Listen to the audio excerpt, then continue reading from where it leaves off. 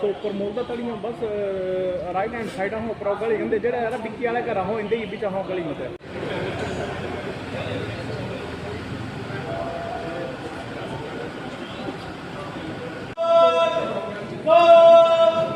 इसे समझाना भैया ना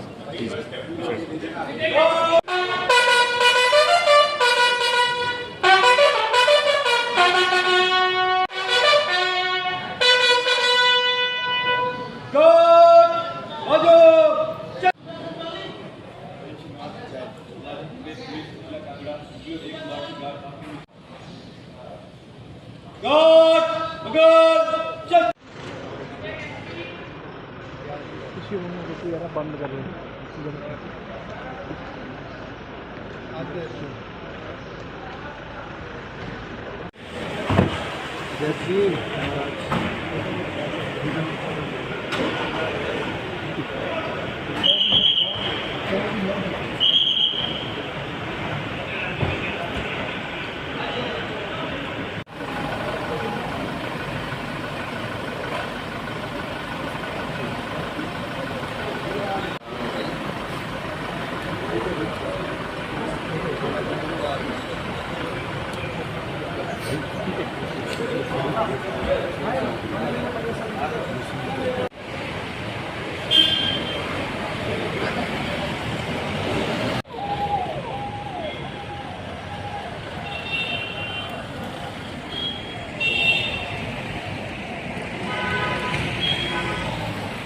माननीय प्रधानमंत्री जी हिमाचल प्रदेश को अपना दूसरा घर भी मानते हैं और जिस तरह से पिछले 8 वर्षों में हिमाचल को विशेष राज्य का दर्जा देना हो या फिर एम्स, पीजीआई या medical college, hydro engineering college से लेकर आईआईएम और बाकी सेंट्रल यूनिवर्सिटी तक बहुत बड़ी देन प्रधानमंत्री नरेंद्र मोदी जी की है। एक के बाद दूसरा दौरा किया, ये तो उनका दूसरा घर है।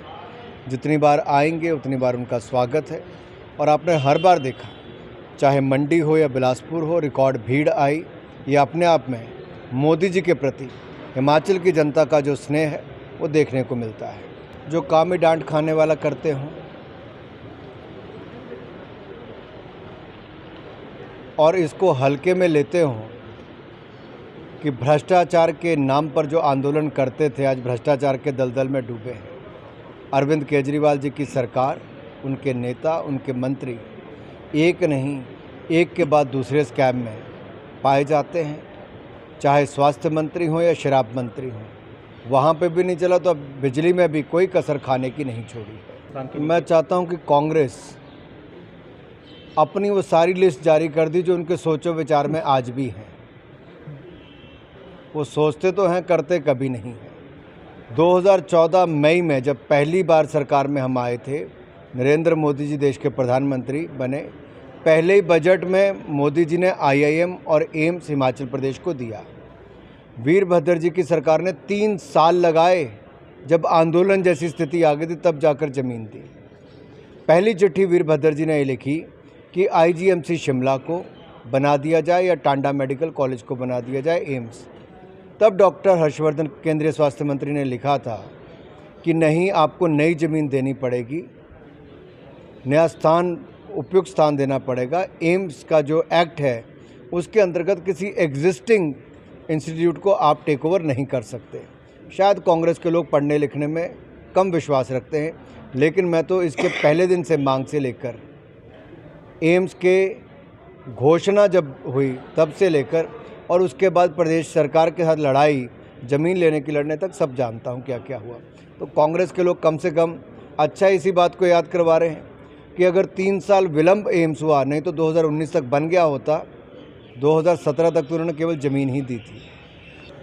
जिनके संस्कार जितने होंगे उतनी ही बात करेंगे। महामहिम राष्ट्रपति जी एक बहुत गरीब परिवार से आती हैं, पिछड़े क्षेत्र से आती हैं। शायद कांग्रेस हजम ही नहीं कर पाई कि ये एक ट्राइबल महिला